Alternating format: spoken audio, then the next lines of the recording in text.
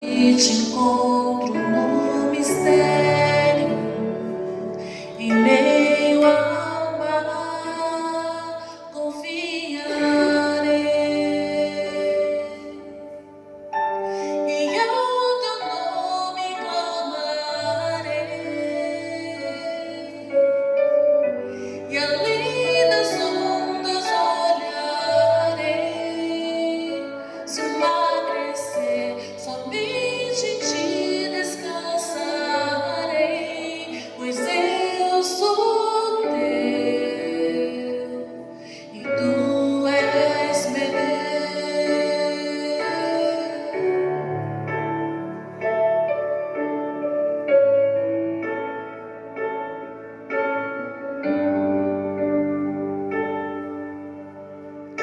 Tua graça cobre os meus temores, tua forte mão me guiará.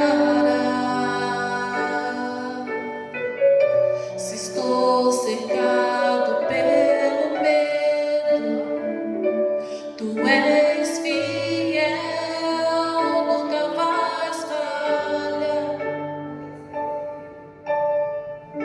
E ao teu nome louvarei, e além das ondas olharei, se o mar crescer, somente em ti descansarei, pois eu sou teu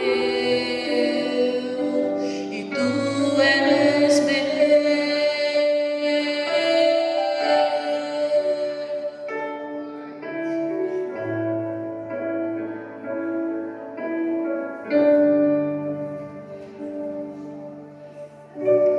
Guia-me para que em tudo em ti confie, sobre as águas eu caminhe, por onde quer que chames.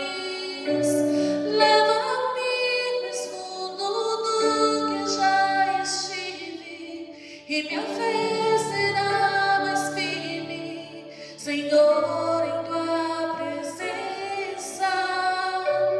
Guia-me para que em tudo em ti confie, sobre as águas eu caminhe, por onde quer que chames.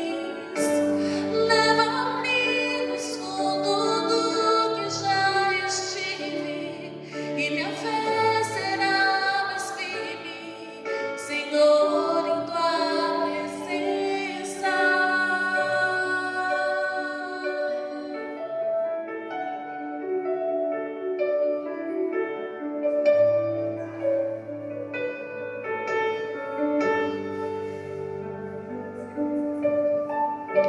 E ao teu nome clamarei,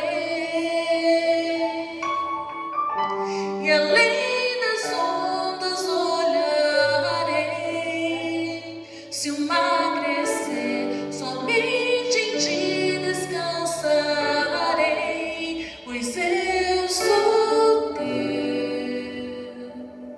e tu és meu. Amém.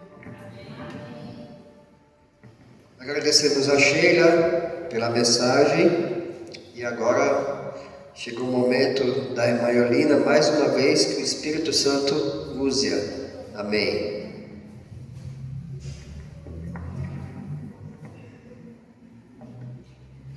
Feliz sábado a todos, feliz e abençoado sábado, feliz sábado a todos.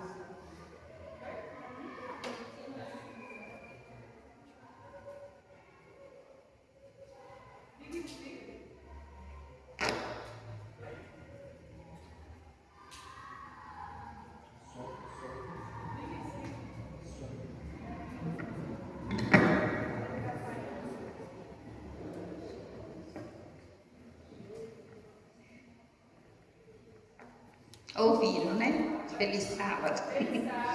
Que Deus abençoe a cada lar representado. Amém. Vamos fechar nossos olhos? Querido Deus, obrigado mais uma vez, Senhor, pela sua santa companhia. Nós te rogamos mais uma vez, seu Santo Espírito, para que venha interceder conosco, por nós e falar aos nossos corações mais uma vez nessa noite, Senhor. Nós te pedimos não que haja algum mérito, mas é no doce nome de Jesus. Amém. O tema de hoje é o batismo do Espírito Santo. Vamos abrir em Atos capítulo 8, no capítulo 1, verso 8.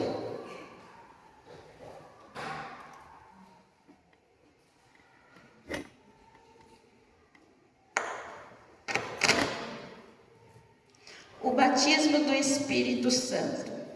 O que é? Quem precisa dele? E por que recebê-lo? No verso 8 de Atos, capítulo 1, está dizendo assim: mas recebereis poder ao descer sobre vós o Espírito Santo, e serei minhas testemunhas, tanto em Jerusalém, como em toda a Judéia e Samaria, até os confins da terra.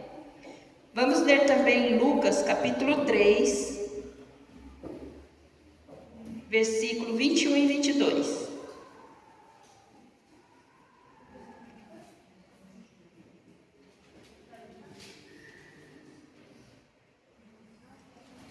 Lucas 3, 21 e 22. Aqui está falando do batismo de Jesus. E aconteceu o quê? Ao ser todo o povo batizado, também foi Jesus. E estando ele a orar, o céu se abriu, e o Espírito Santo desceu sobre ele em forma corpórea como pomba. E ouviu-se uma voz do céu: Tu és meu filho amado, e em ti me comprazo. Jesus também disse lá no capítulo 16 de João que era necessário que ele fosse, e só assim poderia enviar o Consolador. E quando ele vier, convencerá o mundo do pecado, da justiça e do juízo. É fácil convencer alguém? Pois é, esse é o papel do Espírito Santo, muito difícil. O povo de Deus, ele deve entender melhor o Espírito Santo. Jesus animou os discípulos com essa rica promessa. Temos demorado em outros assuntos que são importantes, mas o que é essencial para a igreja, para que ela possa crescer em força e poder, é o cumprimento dessa rica promessa. No coração da igreja, tem-se o desejo de alcançar a impressão quanto ao Espírito Santo, mas muitos pensam que é para o futuro. Mas lá em Efésios 5,18 diz: enchei-vos do Espírito. Então é para todos os dias. Pelas astutas ciladas do inimigo, parece que a mente do povo de Deus seria incapaz de compreender e aprimorar-se das promessas de Deus. Está faltando o Espírito Santo em nossa obra. É preciso que haja um despertamento entre o povo de Deus, para que sua obra seja levada avante com poder. Ensinai-vos o batismo do Espírito Santo aos vossos filhos, que têm o privilégio de recebê-lo a cada dia. Quando lemos as declarações de Ellen, não nos resta as dúvidas de que para ela esse batismo era essencial para a finalização da obra de Deus na vida do seu povo e na terra. A chuva temporã são os respingos do Espírito Santo a cada dia em nós. E a função da serôdia, ela vem amadurecer tudo aquilo que já está construído, plantado em seu coração. E os que estão alimentando imperfeições, pecados acariciados, quando o Espírito Santo derramar essa chuva de poder, os que não receberam o refrigério pela presença do Senhor, receberão o espírito de Satanás. Vão amadurecer para o mal, serão como demônios andando sobre a terra e vão se assemelhar perfeitamente a Satanás. A palavra de Deus, ela deve ser entesourada em nossos corações, renovada a cada manhã. Porque quando a voz de Deus ressoar nos ares, despertará em nossa memória toda advertência desprezada, todo convite rejeitado. Vai aparecer como se estivesse escrito em letras de fogo nas nuvens, nos ares, porque a palavra de Deus é uma chama que nunca mais se apaga. Nunca mais se apaga. Ela é comparada como a folha da árvore da vida. E ao comer dela todos os dias, cresceremos a estatura, a imagem e a estatura de Cristo. Por isso que nós não devemos ser tão indiferentes nos momentos tão solenes como esse. De qual? De estar com a palavra de Deus em mãos. Porque, irmãos, haverá grande fome e sede no mundo. Não fome de comida e nem sede de água, mas fome de ouvir as palavras do Senhor. E nesse tempo ninguém terá mais o que oferecer. Amós capítulo 8, versículo 11 e 12. Lá em Primeiros Escritos, na página 63, está dizendo assim, que há várias verdades preciosas contidas na palavra de Deus. Mas é a verdade presente que o rebanho mais necessita agora. E essa verdade, irmãos, não está relacionada em uma única mensagem, e sim em um conjunto de mensagens, aonde o sábado será o grande divisor de águas. Logo, logo, o sábado será o assunto mais polêmico do mundo. Por que será? Nós estudamos isso sábado passado, né? Verdade presente para os nossos dias. Aquela mesma lei que foi escrita em tábuas de pedra começa a ser escrita pelo Espírito Santo nas tábuas dos nossos corações. O ministério de Cristo para o lugar santíssimo. As 3 mensagens angélicas que são pregadas em alta voz, regadas pelo derramamento do Espírito Santo em grande medida. E milhares se converterão na última hora, ou seja, na hora 10ª. 2 chuvas de poder serão derramadas pelo Espírito Santo, que pontuam o início e o fim do ministério de Cristo na terra. Sacudidura, selamento do povo de Deus, fechamento da porta da graça, o juízo e a volta de Jesus, que deve ser o fundamento de todas as nossas pregações nesses últimos dias. Deus, ele levantou a profetisa. E essa profetisa não foi dada só para a igreja adventista, como muitos pensam, e sim para o mundo todo. E temos grande luz da parte de Deus, só que Deus vai querer uma vida correspondente a essa luz. E hoje, irmãos, é tempo de construir um muro de passagens bíblicas em nosso redor. Um muro que vai nos servir como um muro de proteção. Precisamos entesourar textos bíblicos na galeria de nossas memórias. E no momento certo, o Espírito Santo nos fará lembrar, nos dará as palavras apropriadas para cada situação. O mar, irmãos, ele já não mais respeita os seus limites. Ilhas inteiras estão desaparecendo. A natureza está envolvida de maneira direta na pregação do Evangelho. O mundo está sendo sacudido, irmãos, sacudido. Epidemias, elas sempre aconteceram, né? Mas agora estão acontecendo todas ao mesmo tempo. E de maneira intensa, a natureza ela está clamando por justiça. E nós estamos fazendo o que, irmãos?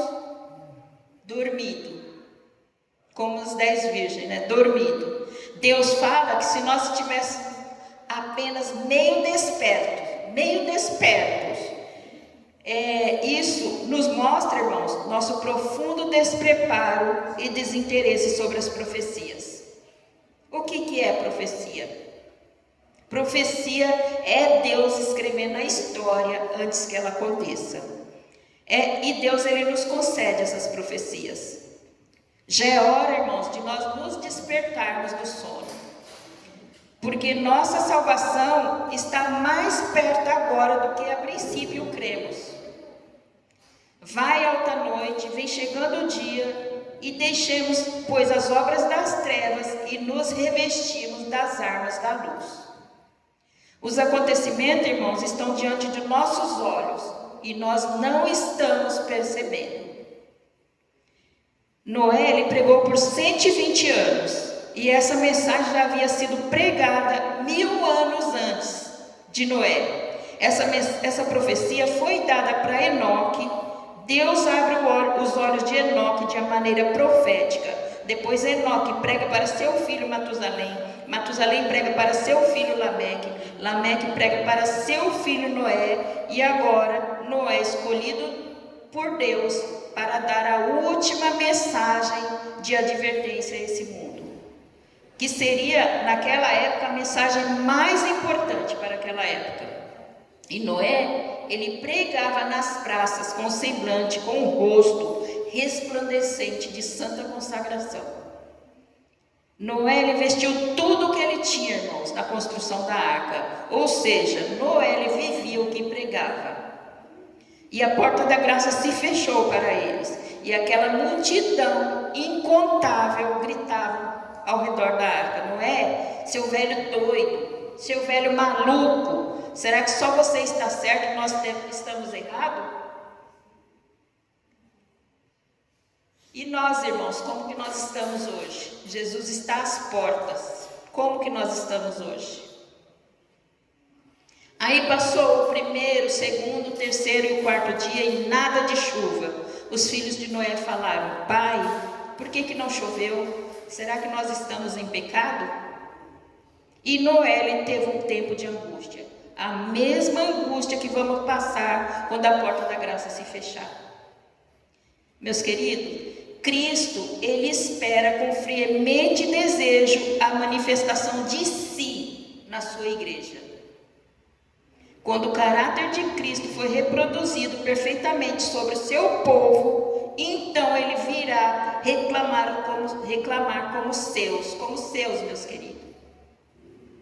As últimas mensagens serão pregadas através de nossas vidas, irmãos. A nossa vida, na vida prática, que é demonstrado o poder do Evangelho. E o caráter de Cristo vai iluminar a terra através da vida dos seus filhos. Uma pergunta, irmão: se Jesus voltasse hoje, quantos aqui estariam preparados? Quantos estariam preparados? A nossa batalha, irmãos, é agressiva. Precisamos ser revestidos do poder do Espírito Santo. Precisamos de ser revestidos. E nesses tempos difíceis, um pouco antes da volta de Jesus, o povo de Deus deve dar um testemunho muito mais direto do que João Batista. Um trabalho de grande responsabilidade se encontra perante todos nós hoje. E os que falam palavras suaves, Deus não reconhecerá como seus pastores, nem como seus anciões, nem como seus ministros. Um terrível ai repousará sobre eles. Nós temos que pregar assim, diz o Senhor, não assim eu penso. Lá em Joel 2, 28 e 29 diz que acontecerá que nos últimos dias derramarei do meu espírito em toda a carne. Vossos filhos e vossas filhas profetizarão, vossos velhos sonharão e vossos jovens terão visões. Até meus servos e minhas servas derramarei do meu espírito naqueles dias.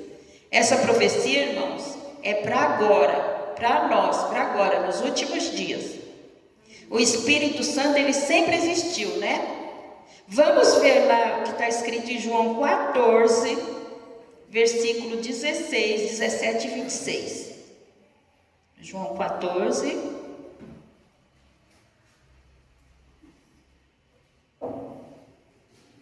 dezesseis, 17 e 26.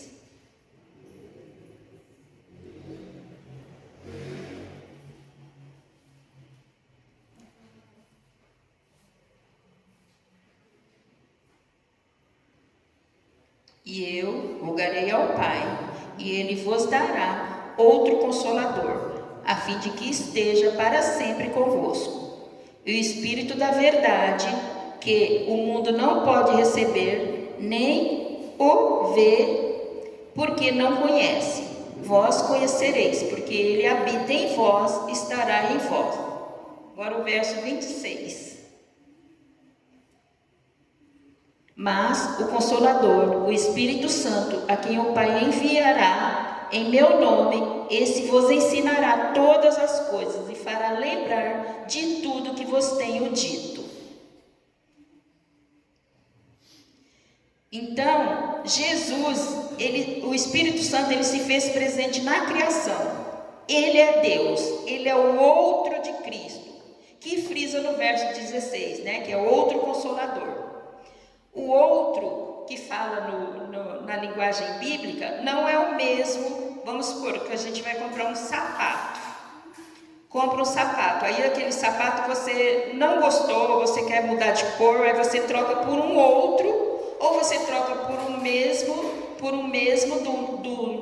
um outro pelo mesmo número, ou pela mesma cor. Você talvez tinha algum defeito. E aqui na linguagem bíblica, quando fala outro, é outro mesmo. No português a gente fala outro igual ou outro diferente, né? Então é um outro de Cristo.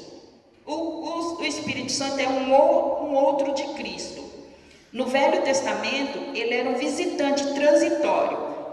Em alguns versos, ele vinha em pessoas específicas para realizar obras pontuais. Lá em Juízes, capítulo 14, verso 16, diz que o Espírito Santo se apossou de Sansão. Em 6,34, se apossou de Gideão, os quais foi juiz do povo de Israel. Em 1 Samuel, ele se apossou de Davi, de Josué, Samuel e outros. Já no Novo Testamento, mudou depois que Cristo subiu ao céu. E hoje, o Espírito Santo, ele trabalha em nossos corações, de forma individual. Lá em João 7,39, vamos ler?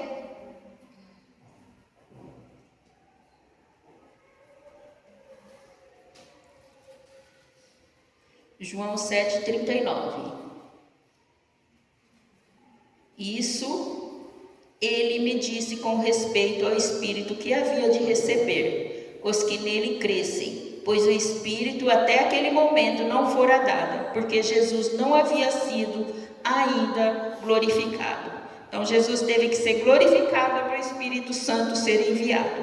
Cristo, ele é o nosso advogado perante o Pai. O Espírito Santo é o advogado de Cristo perante nós. Jesus, ele disse que agora vocês não entendem o que eu falo, mas quando o Espírito vier, vocês entenderão. Jesus, ele passou por 30 anos se preparando sua obra de 3 anos e meio, num corpo limitado, humano. Ele passou 30 anos se preparando. É como aconteceu no êxodo de Israel, assim será no movimento da segunda advento. Se o nosso imaculado Senhor não iniciou seu ministério público antes de ser ungido, especificamente pelo poder do Espírito Santo, como homens pecaminosos e falíveis ousam procurar ganhar almas sem ter a unção do Espírito Santo? Como ousam? Lá em João 14, verso 12, diz assim: em verdade vos digo, que aquele que crê em mim fará também as obras que eu faço, e outras maiores, porque eu vou para junto do Pai. Jesus disse que nós vamos fazer obras maiores do que a dele. Em forma geométrica, Jesus ele nunca viajou mais do que 300 quilômetros aqui na Terra. E a duração do ensino dele foi 3 anos e meio. E hoje, em nossos tempos, irmãos, nós temos muita facilidade, através das redes sociais, através de meio de transporte, celulares, nós temos muitas facilidades. A profecia fala que a pregação de João Batista, ela era tão poderosa, que ele fazia o inferno tremer. Os demônios achavam que ele era o próprio Messias, por causa do poder da sua mensagem. E a nossa obra, irmãos, é maior. João Batista, ele veio preparar o povo para a primeira vinda de Cristo, para estabelecer o reino da glória. Mas agora Deus levanta um povo para preparar para o reino de João Batista, o reino da graça. E agora Deus levanta um povo para preparar para o reino da glória. A missão especial do povo de Deus é que o Senhor nos tornou depositário de sua lei e confiou-nos a nós a as sagradas e eternas verdades que devem ser transmitidas a outros em fiéis advertências, repreensões e encorajamento. É assim que o Espírito Santo trabalha. Ele nos instrui, nos exorta, nos adverte, nos encoraja e nos consola. Nós fomos colocados nesse mundo como atalaias, reparadores de brechas. A nós adventistas foram confiada a última mensagem de advertência. Fomos incumbidos de uma obra da mais solene importância. Irmãos, não devemos esquecer também da temperança. O que quer dizer os 10 mandamentos? Justificação pela fé. Cajado de Arão, reforma na família. E maná, reforma na saúde. Antigamente, Deus preparava o povo para morrer bem. E hoje Deus prepara o povo para ser trasladado, para cruzar os eventos finais. Não é só falar do Espírito Santo, irmãos, mas preparar um templo para que ele habite. A primeira visão completa que a serva do Senhor teve foi sobre a reforma da saúde, em 1863. Primeira visão completa. Ela já tinha tido algumas partes antes, mas completa no mesmo ano que a igreja estava sendo organizada. Por que será, irmãos? No mesmo ano. Vamos pensar na criação. Quando Deus criou o mundo, Ele foi fazendo o primeiro, segundo, terceiro dia. Ele deixou a casa pronta, preparada, e só criou o homem no 6º dia, no último dia. Não tinha como Deus criar o homem antes. Deixou tudo preparado. E ali Deus abençoou o casamento, abençoou o sábado e deu a ordem também da alimentação. Tem tudo a ver com cajado de Arão, com os 10 mandamentos e com o maná, com significado. Deus, ele preparou a casa, que é o jardim do Éden. E no 6º dia ele colocou Adão para cultivar e guardar. Depois veio Jesus. E Jesus disse que foi preparar-vos lugar. E a nossa igreja, irmãos, é uma igreja profética. Ela é bem estruturada, que nasceu da maior profecia da Bíblia, que são as 2.300 tardes de manhã. Ou seja, nós temos uma igreja, uma natureza profética, uma história profética, uma mensagem profética. A nossa igreja, a Igreja Adventista do 7º dia, é a única que tem registro de nascimento. E está na palavra de Deus. Você já parou para pensar nisso? Não tem como ter dúvida. Lá em Testemunho Seleto, volume 1, página 89, diz que a maior luz incendiu sobre nós do que os nossos pais no passado. Portanto, não coloque sua salvação em risco. Precisamos, irmãos, tomar cuidado com o pecado contra o Espírito Santo. O pecado contra o Espírito Santo não é consequência de uma única ação, por mais grave que seja, mas consequência de várias ações tomadas na direção errada. O pecado acontece quando o homem não reconhece os próprios erros e no seu coração não há mais arrependimento.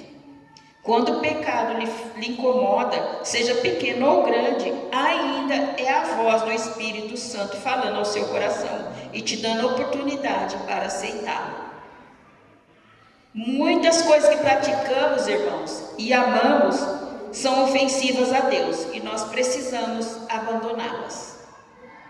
O Espírito Santo quer ver você vestido com as vestes nupciais, para que você possa ter um lugar na mesa com o rei. Amém.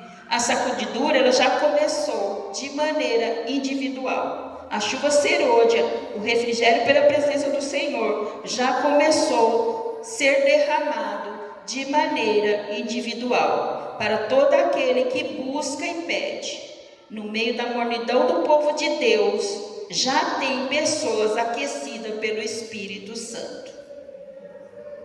A chuva temporã ela veio preparar o solo para a semeadura. E depois vinha a segunda chuva, que é a serôdia. uma chuva forte e torrencial, que vinha amadurecer os grãos. Ela amadureceu tudo que estava plantado ali, irmãos, tudo. Ou seja, se a chuva serôdia fosse derramada agora em nossa igreja, ela iria amadurecer o que no seu coração? O que já está plantado e construído. O que você está plantando no seu coração? Vi descer do céu um anjo, um outro anjo que tinha grande poder, e a terra foi iluminada com a sua glória. Quando soar a mensagem desse anjo, todos os elementos da natureza serão despertados, seja para o bem ou seja para o mal. Todos. Pastores não santificados serão eliminados. Poucas pessoas notáveis se empenharão na causa de Deus. A obra será feita, na sua maioria, por pessoas simples e comuns. Muitas coisas que aconteceram no passado voltam a acontecer agora em nosso tempo, mas de maneira intensificada. Decreto dominical no passado, decreto dominical em nossos dias. Mártires no passado, mártires nos nossos dias. Porque nós sabemos que o número de mártires vão ser completos no decreto dominical, com o fechamento da porta da graça. E isso quer dizer, irmãos, que as últimas mensagens serão derramadas, serão pregadas debaixo de grandes perseguições. Serão regadas com sangue, irmãos, com sangue. O sangue dos mártires serão como semente em terra fértil. Haverá conversões e reconversões em massa, irmãos. Sinais e maravilhas seguirão o povo em meio ao caos.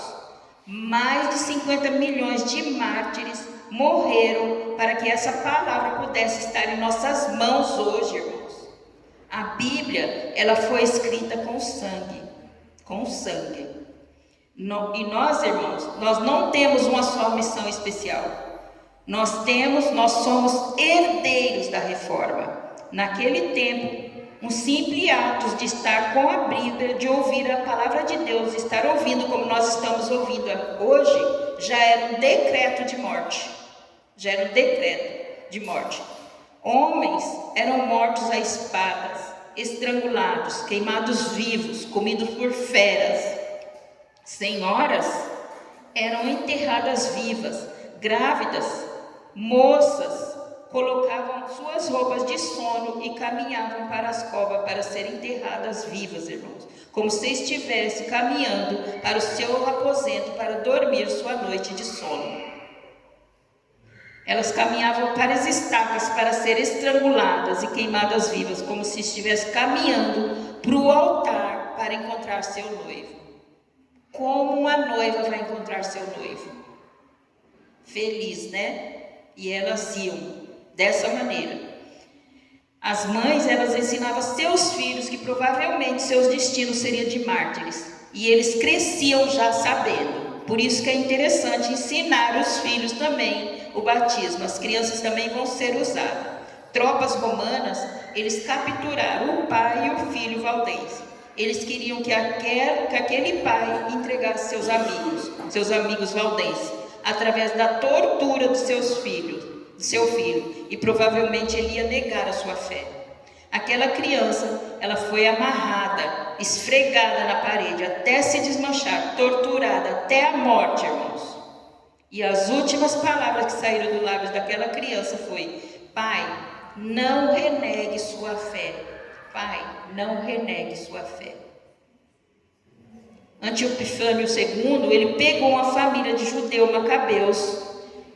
Ela tinha 7 filhos. Ele matou 6 filhos daquela mulher a fogo lento.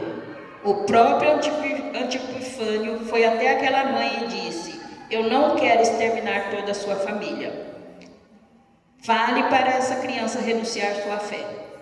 Aquela mãe foi até seu filho com lágrimas nos olhos e falou em hebraico: filho, não envergonhe a Deus e nem a memória dos seus irmãos.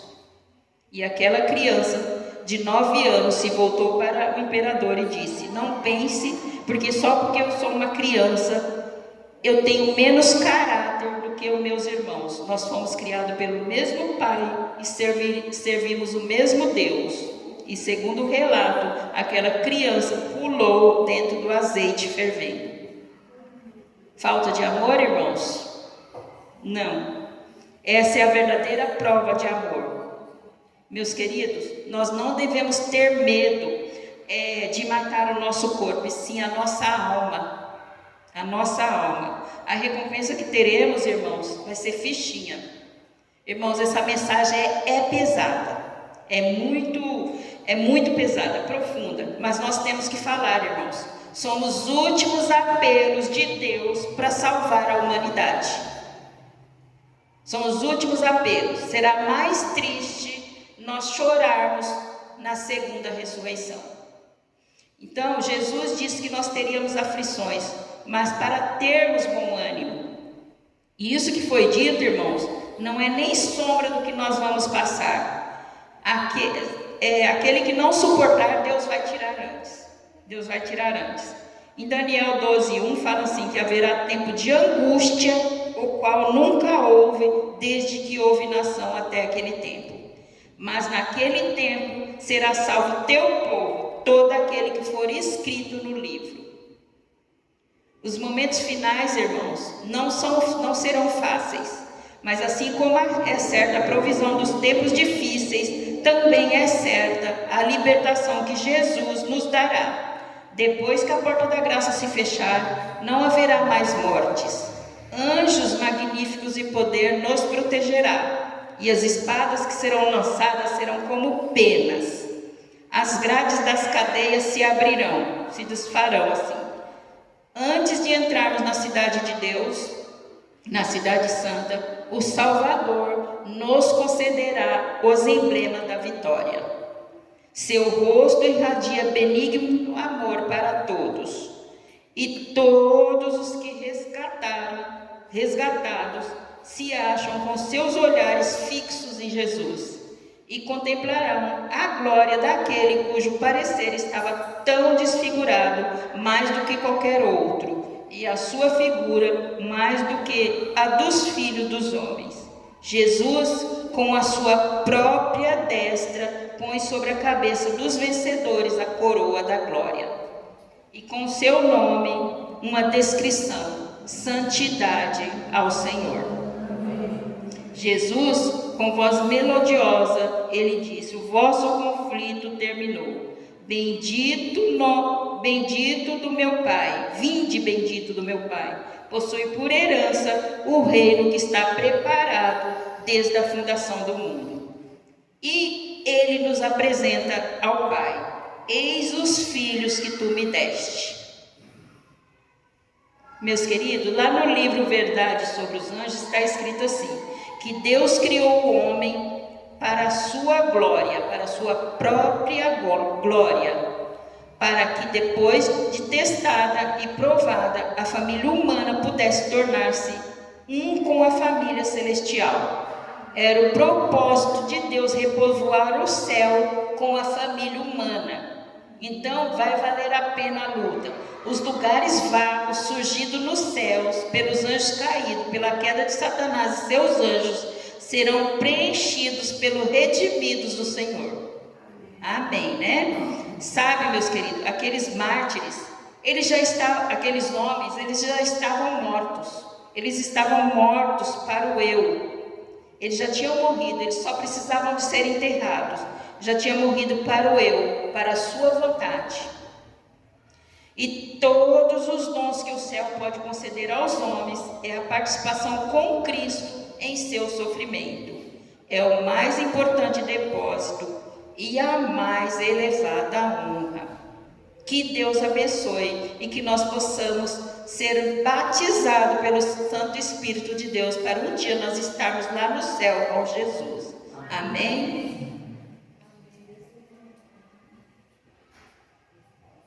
Tem louvor? Chega.